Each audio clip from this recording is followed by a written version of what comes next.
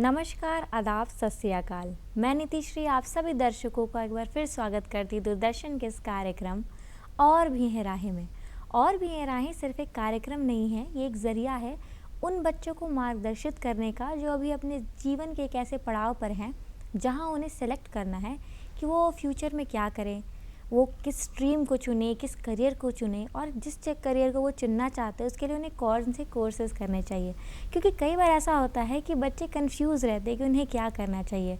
तो इसी कन्फ्यूज़न को दूर करने के लिए हम आपको हर बार मिलवाते हैं एक नए एक्सपर्ट से जो आपको बताते हैं एक नए टॉपिक के बारे में, एक नए कोर्स के बारे में। क्योंकि ज़माना बदल रहा है, ज़माने के साथ दुनिया बदल रही है और यहाँ पे बहुत सारे करियर अपॉर्चुनिटीज़ नए बहुत ही सारे नए और अच्छे करियर अपॉर्चुनिटीज़ आपके लिए आ रहे हैं। और कई बार ऐसा होता है कि सही जानकारी की कमी की वजह से आप उस चीज़ को सेलेक्ट नहीं कर पाते। इसीलिए हम आपको हमेशा ऐसे जानकारी देते रहते हैं और कोर्सेज़ के बारे में बताते रहते हैं। तो आज के अंक में हम आपको बताने वाले हैं फार्मेसी के बारे में और इसके लिए आज के हमारे एक्सपर्ट हमारे साथ मौजूद हैं जिनका नाम है शिवनंदन पाठक जी, जो कि कलावती कॉलेज ऑफ फार्मेसी के डायरेक्टर हैं। तो चलिए अब इनसे जानते हैं कि फार्मेसी के क्या है और इस कोर्स को कैसे किया जाता है। ठीक है, सबसे पहले शिवनंदन पाठक जी आपका हम हमारे शो पे स्वागत करते हैं और मैं आपसे जानना चाहूँगी कि हमारे दर्शकों को कृपया करके बताइए कि फार्मेसी क्या है।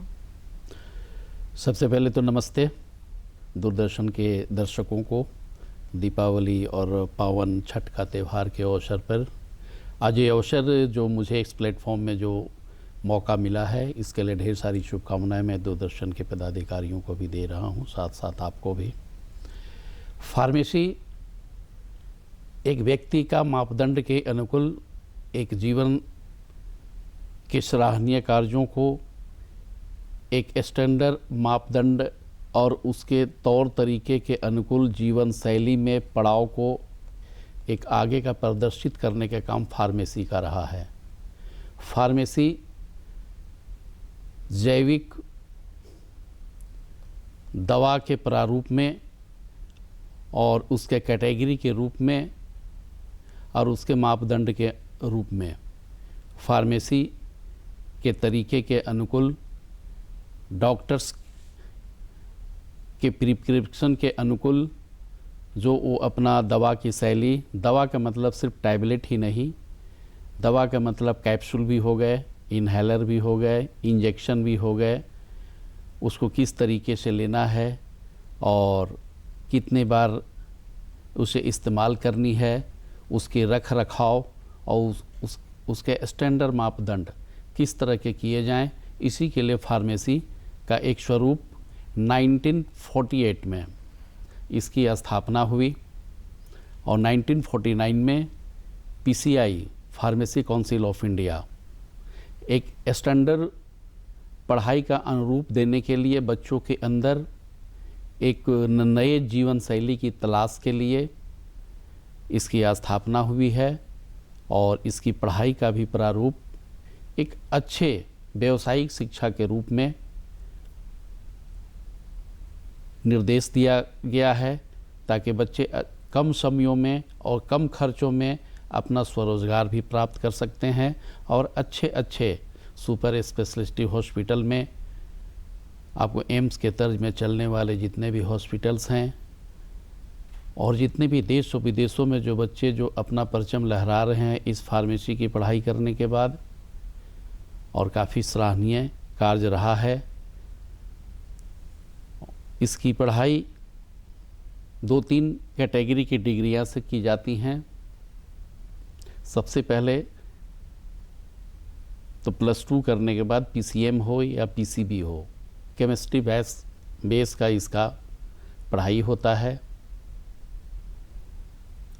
सबसे पहले यदि बच्चे चाहें तो डिप्लोमा और फार्मेसी, जिसे डी फार्मा भी शॉर्ट नेम कहते हैं,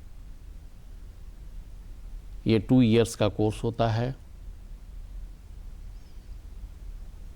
उसके बाद यदि बच्चे बैचलर की डिग्री लेना चाहते हैं, जिसे शॉर्ट नेम बी फार्मा कहते हैं, ये 4 इयर्स का होता है। और आगे की पढ़ाई का यदि रूपरेखा और मेंटेन रखते रहना है तो M pharma master of pharmacy, जो पूरे फार्मेसी का जनक कहा जाता है, फार्मेसी का पिता कहा जाता है, फार्मेसी का मालिक कहा जाता है। सर, तो जैसे कि आपने बताया रोज़गार के बारे में, तो मेरे दर्शकों को बताइए कि जो एग्जैक्टली जो रोज़गार है, तो जो करियर अपॉर्चुनिटीज़ है इसमें, तो वो किस तरीके से होती है? अगर कोई फार्मेसी का पढ़ाई करता है, डी फार्मा करता है या फिर बी फार्मा करता है, तो आगे चल के वो क्या कर सकते हैं अपने लाइफ में? यदि बच्चे स्वरोजगार की तलाश करते हैं तो फार्मेसी करने के बाद अपना मेडिकल दुकान खोल सकते हैं और उस मेडिकल दुकान से अपना रोज़गार के साथ साथ और लोगों के भी रोज़गार में इसमें संलिप्त कर सकते हैं। और ये बिना फार्मेसी किए हुए ड्रग लाइसेंस देने की प्रक्रिया 1948 एक्ट के तहत प्रावधान नहीं है। इसके लिए आपको फार्मेसी की पढ़ाई करनी ही होगी और फार्मेसी की पढ़ाई के बाद आप अपना मेडिकल शॉप, मेडिकल दुकानें और ये सब चीज़ चला सकते हैं और उसके बाद आगे की भी प्रक्रिया का आप अपने पढ़ाई को आगे बढ़ा कर रख सकते हैं। सर, तो फिर जैसे फार्मेसी के बारे में बताया, तो जो बच्चे डी फार्मा करेंगे, जो बच्चे डी फार्मा कर रहे हैं या फिर करने वाले हैं या करेंगे, तो उनके लिए क्या करियर अपॉर्चुनिटीज़ है? और जो बी फार्मा करेंगे उनके लिए, और जो एम फार्मा करेंगे, तो कुछ तो डिफरेंस होगा इस चीज़ में, दोनों चीज़ में, तो फिर वो किस तरीके के डिफरेंस होंगे? There are great difference of between. First of all I am telling about this matter D pharma. D pharma ये तो स्वरोजगार के लिए भी एक अच्छे संकेत हैं, एक अच्छी पहल है। और बैचलर ऑफ फार्मेसी, अब बैचलर कर लेने के बाद जिसे डिग्री भी कहते हैं, करने के बाद सरकारी नौकरियां उच्च तकनीकी संस्थानें जैसे ड्रग इंस्पेक्टर हो गया, तकनीकी इंस्पेक्टर हो गए, मेडिकल मैनेजर हो गए, ये सब सारी चीज़ जितने भी हमारे यहाँ गवर्नमेंट ऑर्गेनाइजेशन में मेडिकल आधारित जितने भी हैं, सारे जगह नौकरियों को बेटर अपॉर्चुनिटी है।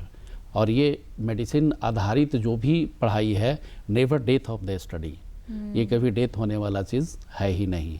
जिस तरह बॉर्डर में सेना तैनात होकर पूरे देश की रक्षा करते हैं, उसी तरह ये हमारे फार्मेसी के जम्बाज बच्चे मौत लेकर आते हैं और ज़िंदगी लेकर इन लोग जो भेजते हैं, इसकी काफ़ी सराहनीय।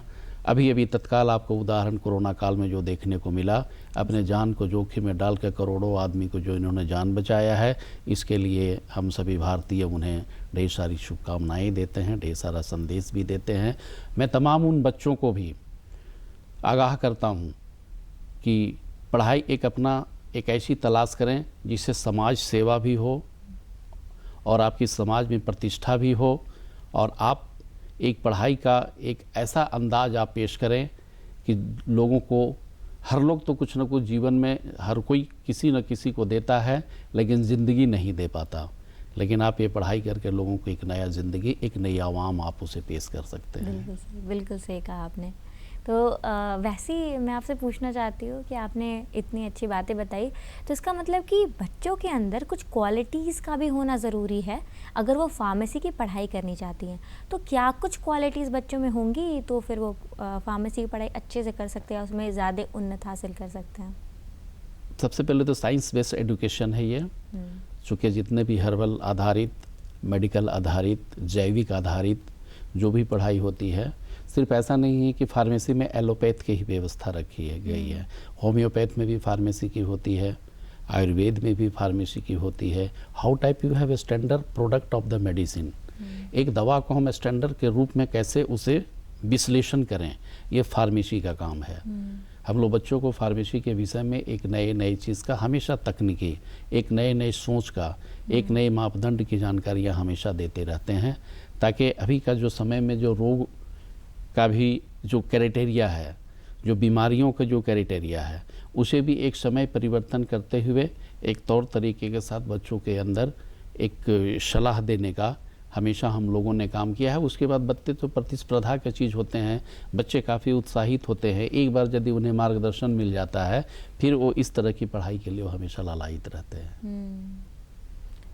तो उनमें कुछ तो एक ऐसी बात होनी चाहिए, जैसे स्टार्टिंग से कुछ कि बहुत ज़्यादा इंक्लाइंड है बायोलॉजी के तरफ, क्योंकि बायोलॉजी से ही आगे शायद होती है, तो बायोलॉजी में है या फिर केमिस्ट्री में है, तो उनकी जो 11th-12th की जो पढ़ाई हो वो किस स्ट्रीम में अगर हो तो आगे चल के उन्हें ज़्यादा बेटरमेंट रहेगा उनकी लाइफ में, करियर में? हाँ, चूँकि ये तो मेडिकेटेड पढ़ाई है, इसलिए बच्चों के अंदर भी इसके लिए सोच, पॉजिटिव सोच आनी चाहिए कि हमें यदि फार्मेसी की पढ़ाई करनी है। सबसे पहले तो बच्चे +2 होने के बाद भटक जाते हैं एडुकेशन की तलाश में और डिफरेंट जगह चले जाते हैं। लेकिन हमारे यहाँ तो पेरेंट्स की भी सलाह बच्चों को माननी चाहिए भी, क्योंकि आज के समय में किसका स्कोप बहुत ज़्यादा है और किन चीज़ों का अभी बहुत ज़्यादा इम्पोर्टेंस रखा गया है। लेकिन बच्चे कभी कभी सिलेक्शन करने में भी गलतियाँ कर बैठते हैं, लेकिन गलतियाँ तो नहीं होनी चाहिए, ठीक है। लेकिन फार्मेसी का जो दौड़ अभी है और अभी का जो दौर चल रहा है, हमें लगता है कि आने वाले समयों में जिस तरह के रोग और बीमारियां जो बढ़ती जा रही हैं और एक नए सर्च करने का, एक नए उपयोग करने का और नए चीज़ों को तलाशने का जो काम फार्मेसी के जो बच्चे कर पाएंगे, जो फार्मेसी में जो सर्च करने का, नई तकनीकी करने का और उसे विश्लेषण करने का बच्चों के अंदर जो एक जज्बा होना चाहिए, अभी उन बच्चों के अंदर है। और मैं बच्चों को सलाह देता हूँ कि अब आने वाले समय में यदि आपका साइंस बेस रहा है, साइंस में इंटरेस्ट रही है, साइंस में रुचि रही है, तो आप फार्मेसी की तरफ मूव कर जाओ। और फार्मेसी की तरफ मूव करने के बाद दोनों चीज़ें आपको, यदि आप टीचिंग लाइन में आना चाहते हो तो बैचलर डिग्री के बाद आप मास्टर डिग्री में आ जाओ, मास्टर डिग्री के बाद आप PhD कर लो।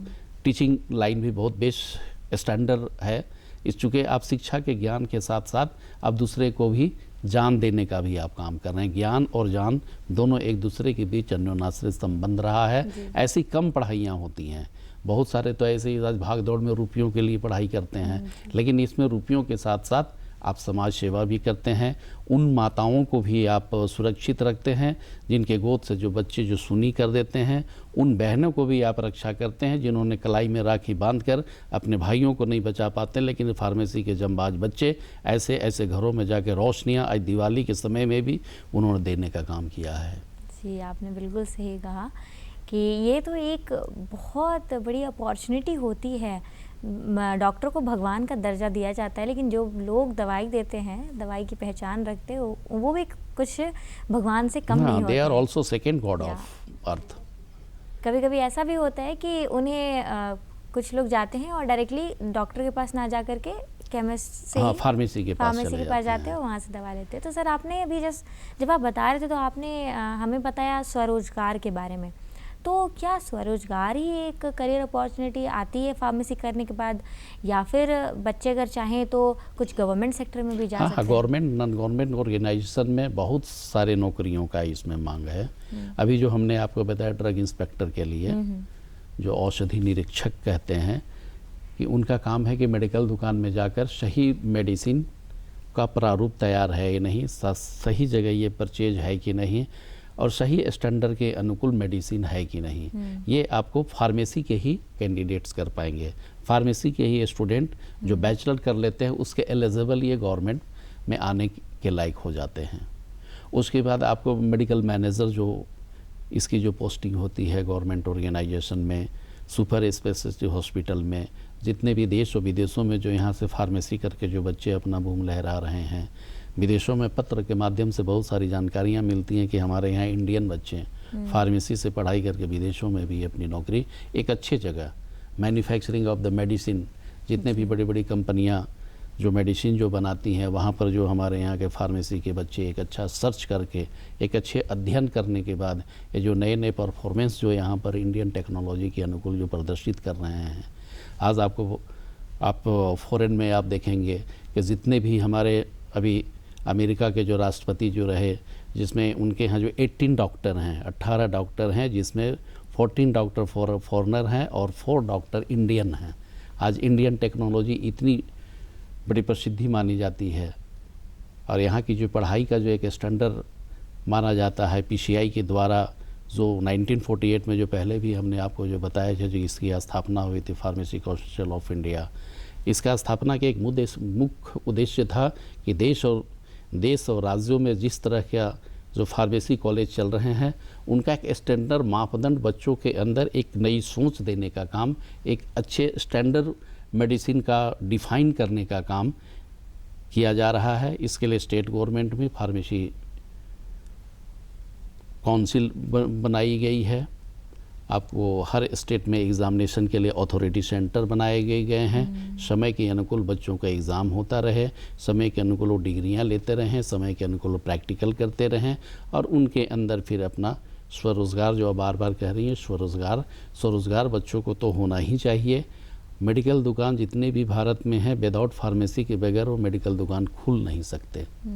इसलिए आज ये रोज़गार के लिए आज इन्हें किसी के यहाँ जाना नहीं पड़ता है, आज लोगों के इनके दरबार में आना पड़ता है कि आप मेरे यहाँ आकर इसे काउंसलिंग कर लो, आज मेरे यहाँ आकर स्वरोज़गार की प्राप्ति कर लो। तो जैसे आपने बताया कि लोग यहाँ पे पढ़ाई करते हैं, इस तरीके की बनाई गई थी कि बच्चे के अंदर वो प्रतिभा जागे ताकि वो फार्मेसी की पढ़ाई करें, लोगों को बचाएं। तो अगर कोई बच्चा फार्मेसी की पढ़ाई करना चाहता है, अगर वो डिप्लोमा करना चाहता है तो क्या कुछ एलिजिबिलिटी क्राइटेरिया हैं, या फिर अगर वो बैचलर्स करना चाहता है तो क्या एलिजिबिलिटी क्राइटेरिया चेंज हो जाती हैं?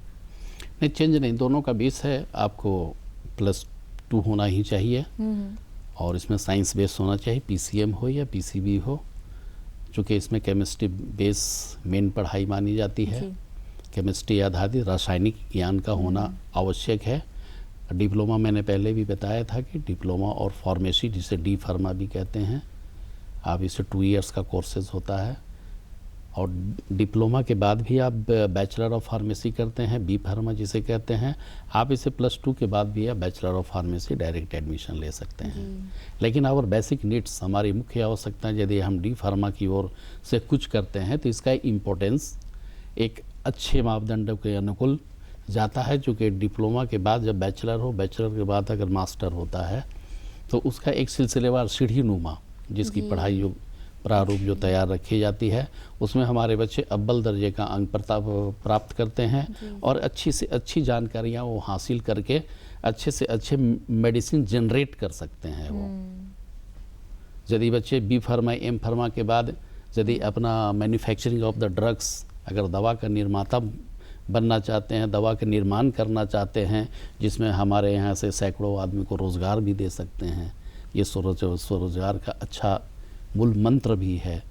बिना फार्मेसी का ना आप मैन्युफैक्चरिंग यूनिट खोल सकते हैं, ना आप मेडिकल दुकान खोल सकते हैं। तो स्वरोज़गार is the very importance of the pharmacy. जी बिल्कुल।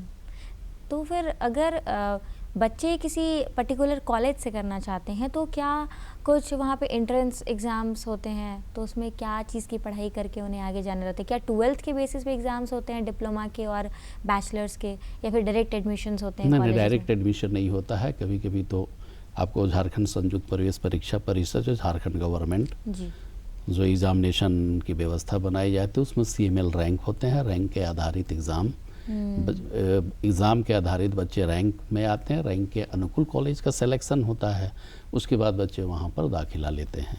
तो क्या कुछ वहाँ के सिलेबस रहते हैं, बच्चों को क्या पढ़ना चाहिए? क्या 12th तक का पोर्शन काफ़ी होता है डिप्लोमा या फिर बैचलर का एंट्रेंस क्लियर करने के लिए, या फिर कुछ अलग से एक्स्ट्रा? ना, 12 is the basic for the pharmacy. Pharmacy की सीढ़ी में जाने के लिए 12 में साइंस का होना आवश्यक है। उसकी फिर एक अलग पढ़ाई हो जाती है, एक जैविक विज्ञान हो गया, जैविक आधार हो गया, फार्माकोलॉजी हो गया, फार्मासाइकोलॉजी हो गया। इस तरह के जितने भी मेडिसिन आधारित कैप्सूल कैसे बनाए जाते हैं, उनका मेडिसिन कैसे डेवलप की जाती है, ये सब चीज़ें फिर धीरे धीरे आगे की प्रक्रिया के ऊपर, कैसे मेडिसिन को रख रखाव करना है, किस तरीके से उसे इस्तेमाल करने के तरीके बताए जाते हैं। एक डॉक्टर्स तो प्रिस्क्रिप्शन सिर्फ डिफाइन कर देते हैं कि use the paracetamol, but how times we have the use of the paracetamol, कितने टाइम मुझे दिन भर में लेने हैं, मुझे कितने mg का लेना है, आपका वेट हाइट किस तरह का रहा है, ये सब फार्मेसी का वर्क रहा है। फार्मेसी अपने अनुकूल उस मेडिसिन को डिफाइन कर लेते हैं। वो आगे फिर सिस्टम के जब बैचलर में बच्चे चले जाते हैं तो फिर मैन्युफैक्चरिंग ऑफ द मेडिसिन में किस चीज़ें का कंपोजिशन किस तरह कहाँ पर तैयार की जाती है, फिर जैसे जैसे इसकी पढ़ाई आगे बढ़ती जाती है उस तरह उसका कैटेगरी भी मेडिसिन का आगे चलता यानी कि अगर क्रोनोलॉजिकली देखें तो पहले बच्चों को 12th के बाद डिप्लोमा करना चाहिए और डिप्लोमा के बाद बैचलर करना चाहिए, और आगे अगर उनकी पढ़ने की इच्छा है तो फिर उन्हें मास्टर्स करना चाहिए। उसके बाद फिर PhD करनी चाहिए। अगर यदि आगे टीचिंग लाइन को अगर बेस मान के चल रहे हैं, अगर उन्हें किसी फार्मेसी कॉलेज का लेक्चरर बनाना है, एसोसिएट प्रोफेसर बननी है, तो ऊंची तक पढ़ाई उन्हें जी। करनी चाहिए।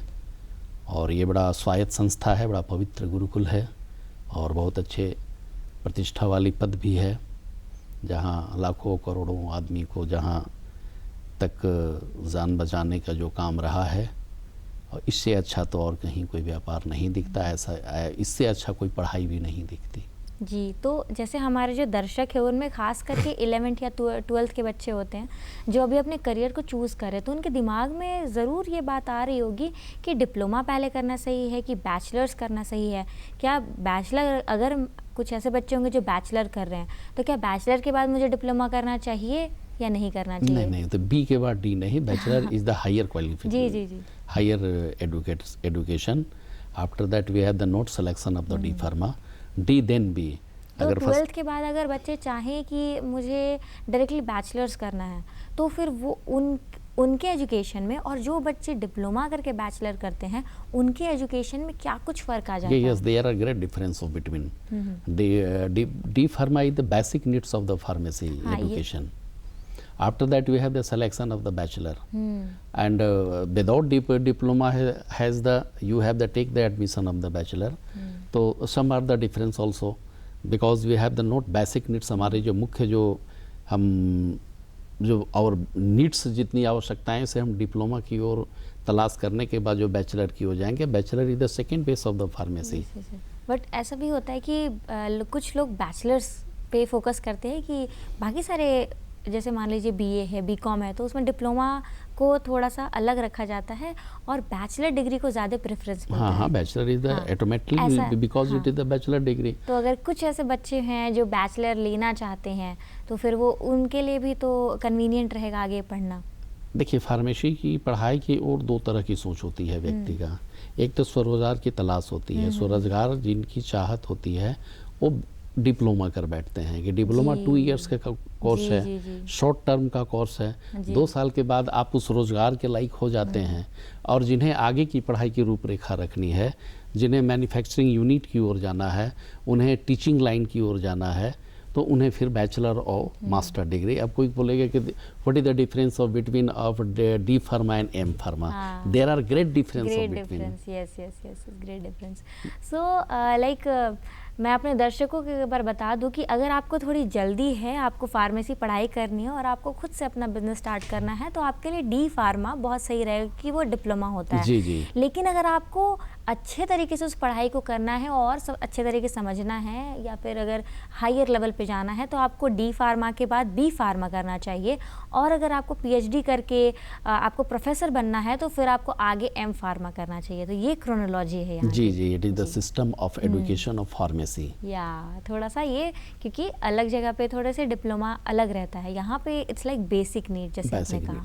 जी, तो कुछ जो बच्चे, कुछ ऐसा भी हो सकता है, कुछ बच्चों को वो अपने ग्रेजुएशन कर चुके होंगे या फिर कहीं जॉब कर रहे होंगे और अब उन्हें मन करता होगा, शायद हमारे शो देखने के बाद मन करे कि वो फार्मेसी करने लगे, तो वैसे बच्चे क्या कर सकते हैं? हाँ, श्योर। अभी हमारे डिप्लोमा और फार्मेसी में एज का कोई बॉन्ड नहीं है। ये they have the take the admission after 60 years. 60 साल के भी बाद वाले भी लोग एडमिशन ले सकते हैं। ग्रेट, सही बात है।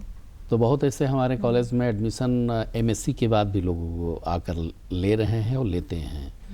इसका मेन बेस क्या है कि आफ्टर 50 इयर्स या फिर after MSc they have the not selected of the any type of the job, because it is the civil education. ये तो प्लेन शिक्षा हुआ, बीएससी एमएससी।